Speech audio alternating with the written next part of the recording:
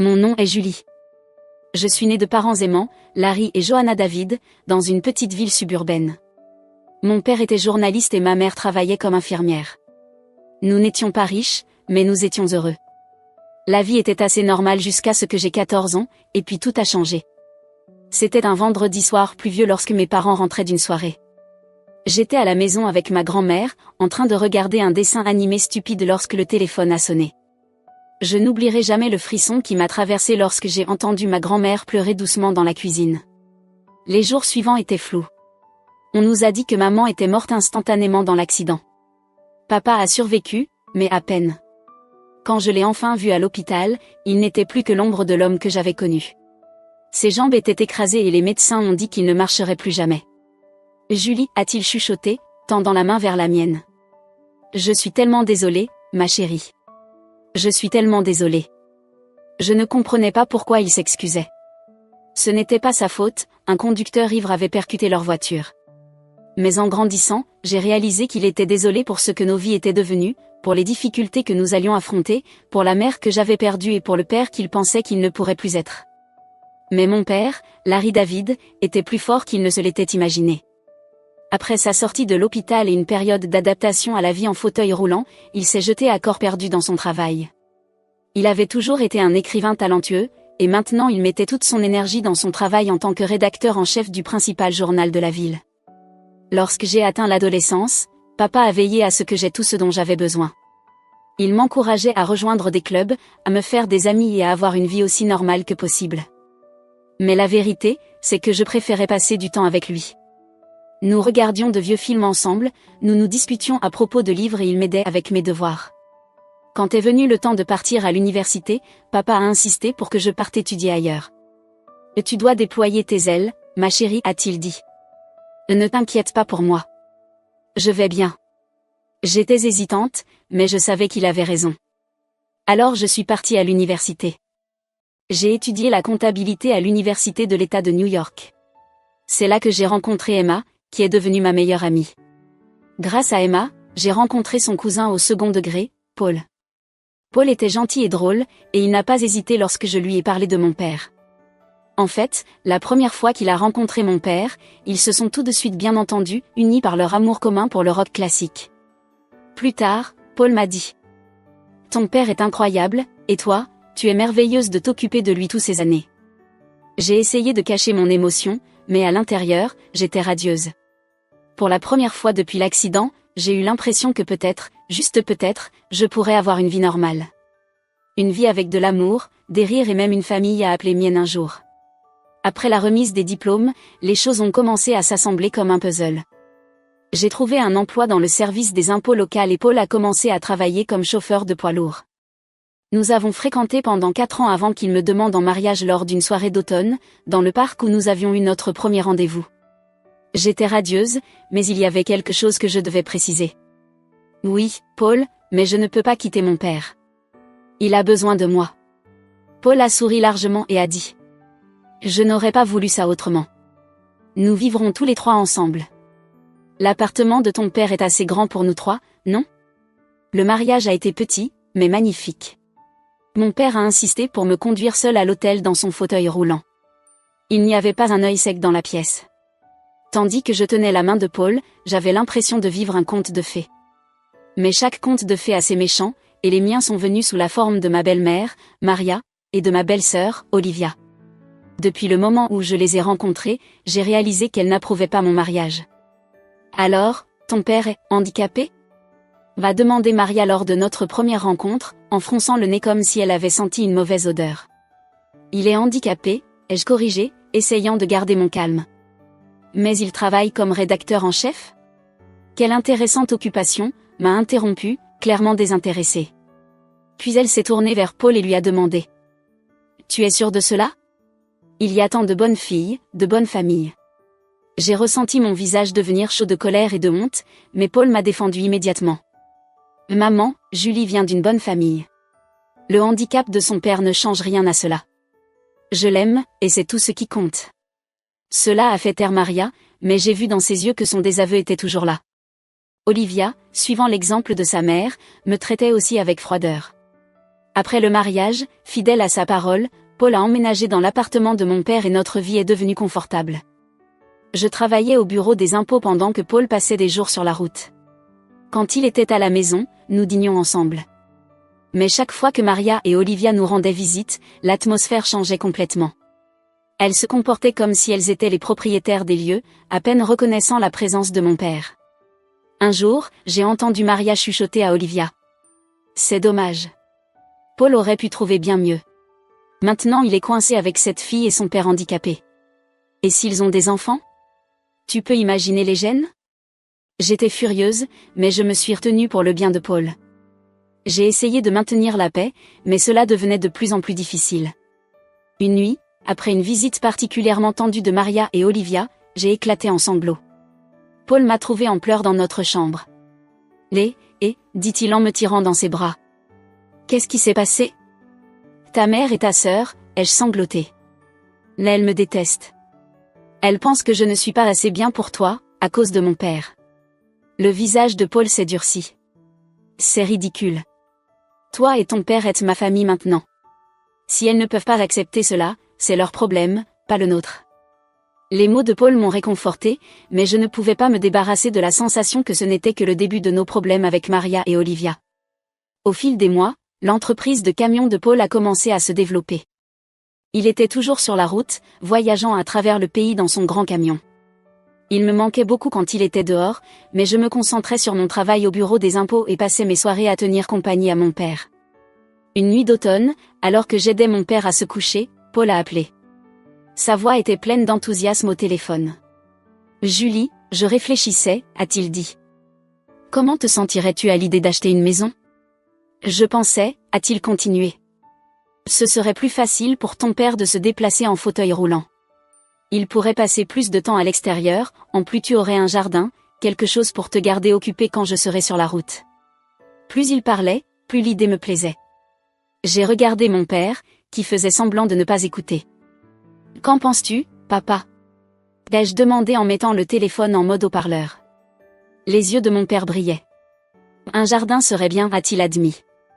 Et ce serait plus facile de sortir de la maison. Cela a tout réglé. » Dans les semaines qui ont suivi, nous nous sommes lancés à fond dans la recherche de la maison. Nous avons finalement trouvé l'endroit parfait, une maison spacieuse avec de grandes portes, une douche accessible pour mon père et un beau jardin. Demander un prêt hypothécaire était effrayant, mais avec les revenus de Paul, les miens et le loyer de l'ancien appartement de mon père, nous avons réussi à faire fonctionner les choses. Nous avons déménagé un dimanche ensoleillé de printemps, et je n'oublierai jamais l'expression sur le visage de mon père lorsqu'il a posé ses pieds dans notre nouveau jardin. « C'est parfait, ma chère, a-t-il dit, les yeux remplis de larmes. Merci. » Nous avons passé les mois suivants à nous installer et à faire de cet endroit notre maison. J'ai planté un petit jardin potager, et mon père passait des heures à s'asseoir dehors, profitant du soleil et de l'air frais. C'était calme, presque parfait. Puis nous avons décidé de faire une fête pour inaugurer la maison. Nous avons invité des amis, des collègues, et oui, même Maria et Olivia. La fête battait son plein quand elles sont arrivées, comme d'habitude, un peu en retard. Elles sont entrées, regardant autour d'elles avec une envie à peine dissimulée. Pendant que nous faisions le tour de la maison, j'ai remarqué que Maria était pensive. Lorsque nous sommes arrivés à la chambre principale, elle s'est tournée vers moi avec un sourire malicieux. « Tu sais, Julie, m'a-t-elle dit à voix basse, cet endroit serait parfait pour Paul et moi. Pourquoi ne pas envoyer ton père dans une maison de retraite? Ainsi, je pourrais emménager ici. » J'ai eu l'impression de recevoir une gifle. « Pardon ?» ai-je réussi à dire. « Oh, ne sois pas si choqué, a continué Maria. Ton père ne va pas bien. Ce n'est plus une personne entière, non? Il n'a pas besoin de tout ce luxe. Une maison de retraite serait largement suffisante pour quelqu'un dans son état. » Avant que je puisse répondre, Maria a marché jusqu'au jardin où mon père parlait avec quelques invités.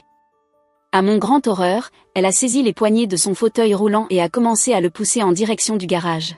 « Maria !» l'ai-je crié en courant après elle. « Qu'est-ce que tu fais? Il n'ira pas dans une maison de retraite. Il peut rester dehors. » va-t-elle moquer. « C'était ce que tu voulais, non? Qu'il reste à l'extérieur. » Je tremblais de colère et d'incrédulité. Heureusement, Paul a entendu la confusion et a couru jusqu'à nous. Son visage est devenu rouge de rage en voyant ce que faisait sa mère. « Maman !» a-t-il crié. « Qu'est-ce que tu fais? Lâche ce fauteuil de Larry maintenant. » Maria semblait choquée par le ton de Paul, mais... « Chérie, je voulais juste... » « Je ne veux rien entendre. » l'a interrompu Paul. « Toi et Olivia devez partir maintenant. » Après leur départ, Paul s'est excusé à plusieurs reprises auprès de mon père et de moi. « Je suis désolé, je suis vraiment désolé, a-t-il dit, la voix étranglée. Je n'avais aucune idée qu'elle ferait ça. Je suis tellement désolé. Mon père a tendu la main et a caressé la main de Paul. « Ce n'est pas ta faute, mon fils, a-t-il dit doucement. Certaines personnes ne comprennent tout simplement pas. La vie a pris une nouvelle routine après cet incident. Maria et Olivia sont restées à distance, ce qui était parfait pour moi. Paul s'est concentré sur son travail, prenant plus de routes longue distance pour aider à payer notre nouvelle maison. Je partageais mon temps entre mon travail au bureau des impôts, m'occupant de notre maison et prenant soin de mon père. 4 ans sont passés rapidement. Notre vie est devenue confortable et prévisible. Paul était sur la route la plupart du temps, mais quand il était à la maison, notre petite famille était heureuse. La santé de mon père était stable et il semblait content, passant ses journées dans le jardin ou travaillant à l'édition. Puis est venu l'appel qui a détruit mon monde.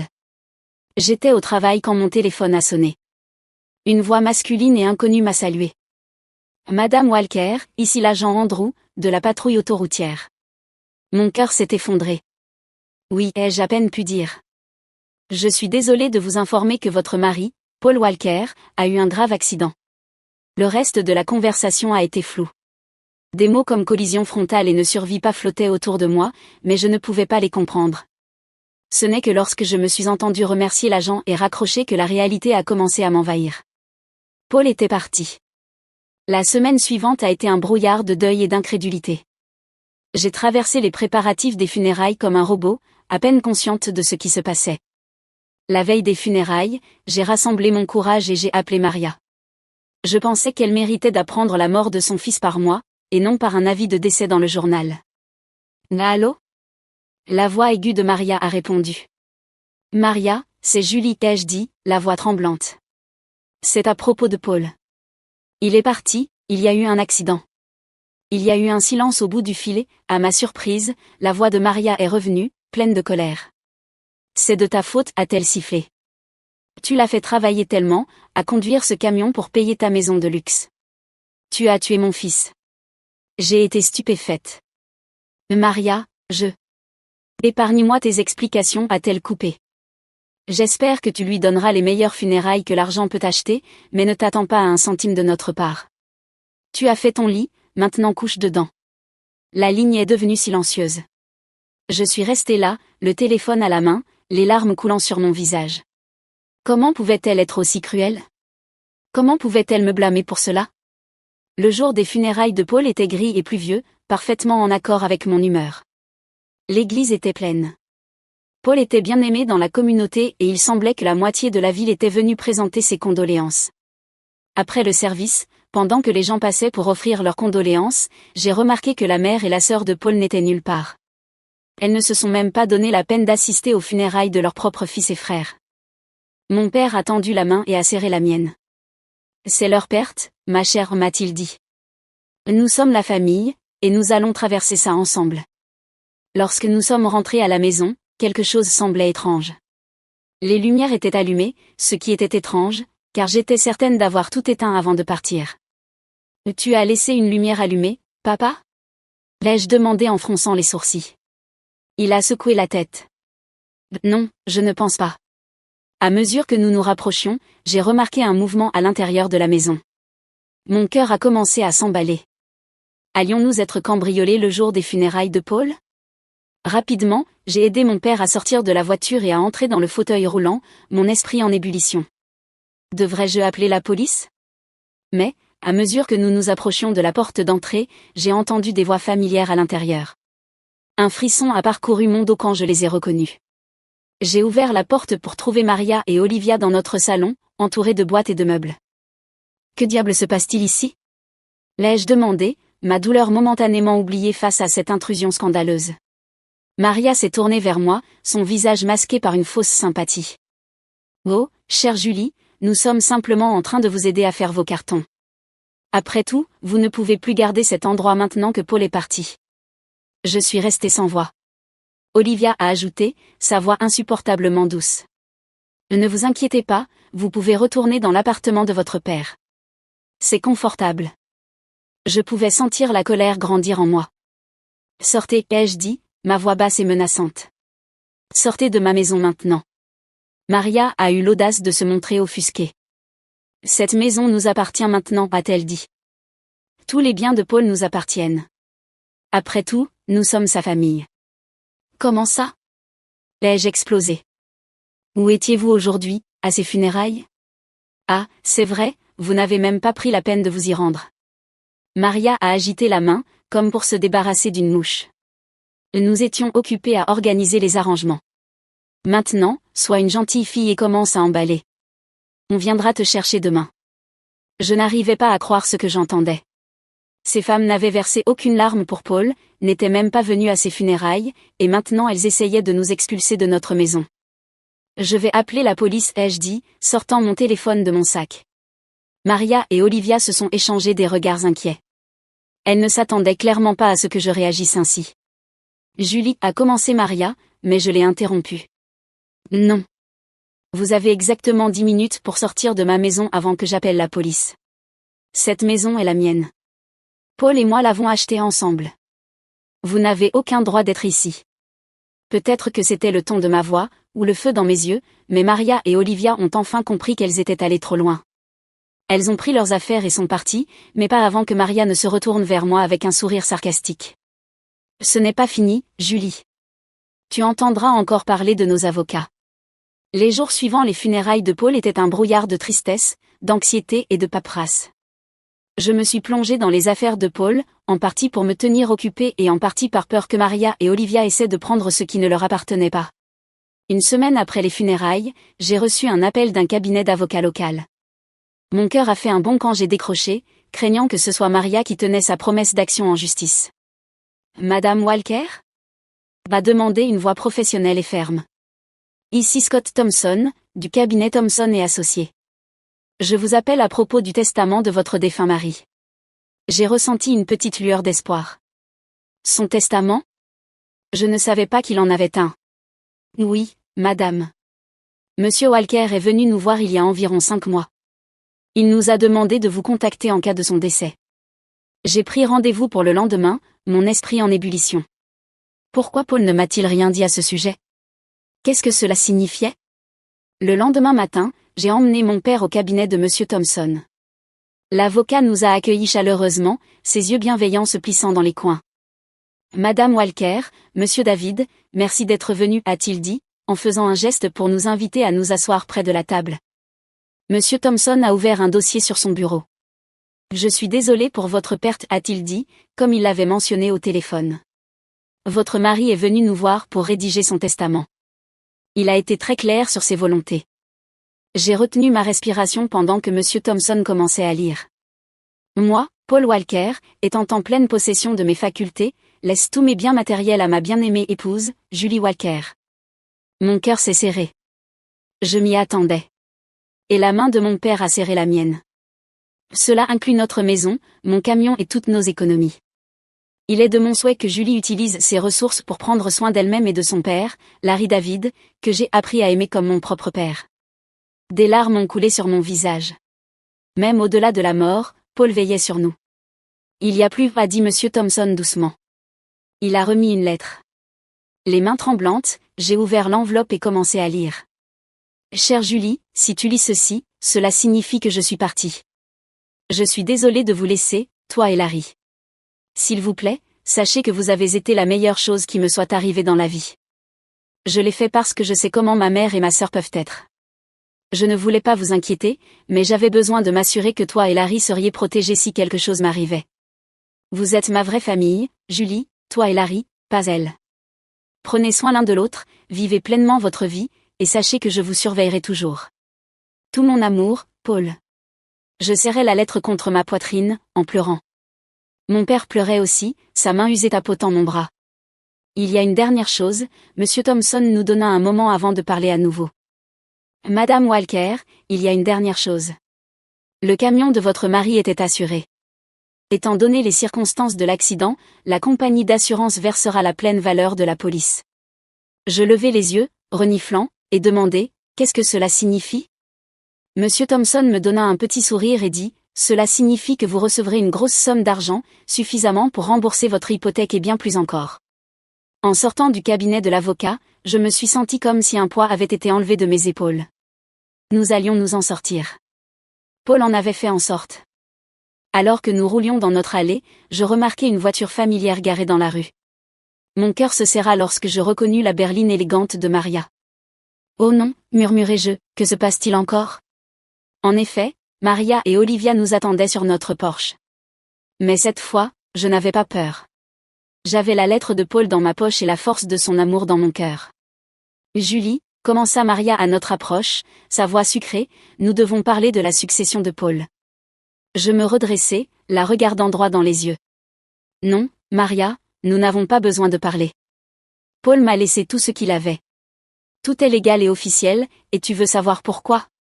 Parce que nous étions sa vraie famille, pas vous. Maintenant, s'il vous plaît, partez.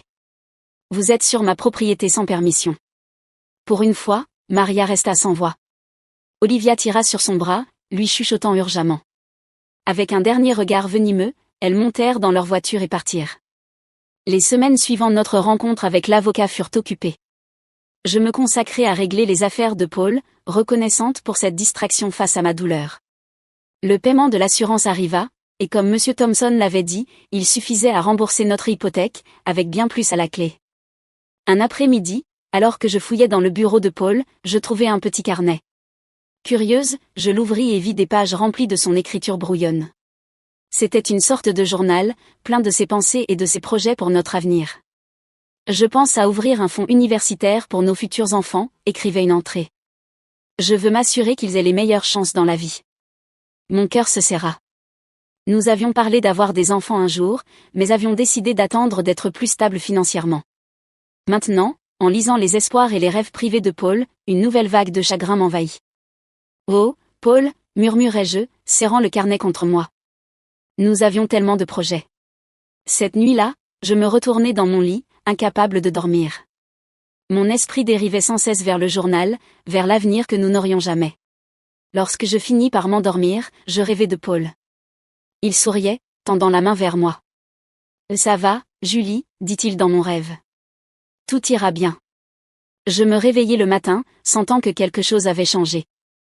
Je n'arrivais pas à mettre le doigt dessus, mais c'était évident. Alors que je me préparais pour le travail, une vague de nausées m'envahit, et je réussis à peine à arriver à la salle de bain à temps. Les nausées matinales ne disparurent pas les jours suivants. Au début, je pensais que c'était juste le stress et le chagrin, mais une petite voix au fond de moi me suggérait autre chose. Après une semaine de cela, je me retrouvai à la pharmacie, fixant les tests de grossesse avec les mains tremblantes. J'en achetai un et courus à la maison.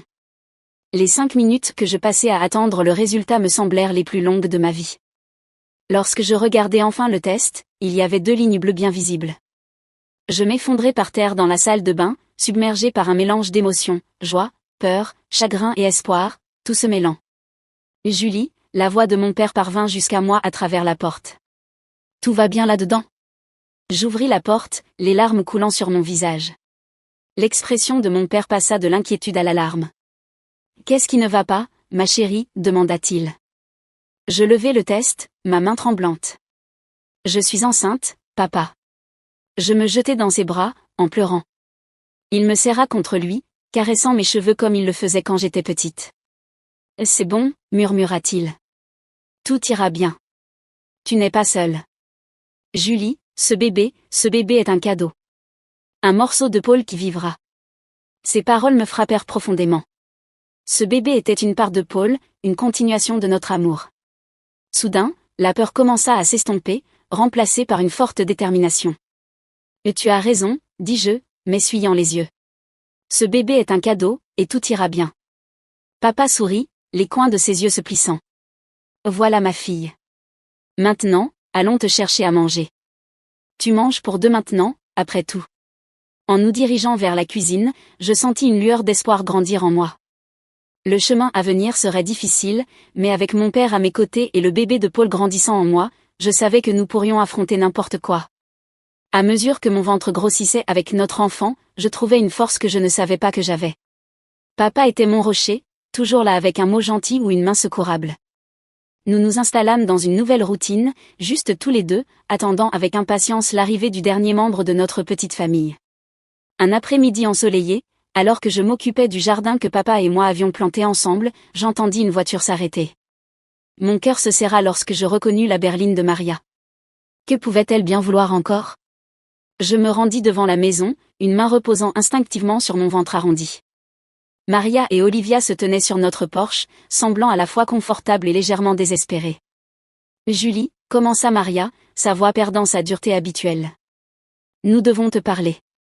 Je levai un sourcil mais ne dis rien, attendant qu'elle continue. Nous traversons des moments difficiles, intervint Olivia, ses yeux se dirigeant nerveusement autour d'elle. Nous nous demandions si nous pourrions rester dans l'appartement de ton père, juste le temps de nous remettre sur pied. Je n'en croyais pas mes oreilles. Après tout ce qu'elles nous avaient fait endurer, elles avaient l'audace de demander encore plus. Désolée, dis-je, ma voix ferme mais calme. Ce n'est pas possible. Je ne veux plus communiquer avec vous. Les yeux de Maria se rétrécirent lorsqu'elles remarquèrent mon ventre. Son visage se tordit de choc et de dégoût. Tu es enceinte, cracha-t-elle. Et déjà? Petite prostituée. Je n'arrive pas à croire que tu aies déjà trouvé un autre homme. Le corps de Paul n'est même pas encore froid dans la terre. Je ressentis une montée de colère, mais je la refoulai. Je ne pris même pas la peine d'expliquer que c'était l'enfant de Paul. Je ne voulais pas que mon bébé ait une grand-mère et une tante comme ça. Au lieu de cela, je souriais légèrement, un sourire secret qui semblait troubler encore plus Maria. Ma vie privée ne vous regarde pas, dis-je calmement. Maintenant, je pense qu'il est temps que vous partiez. Maria sembla vouloir dire autre chose, mais quelque chose dans mon expression la fit s'arrêter. Elle se retourna sur ses talons, attrapant le bras d'Olivia. Je les regardai partir, sentant une paix m'envahir. J'avais tenu bon, protégé ma famille et préservé ma dignité. Paul aurait été fier.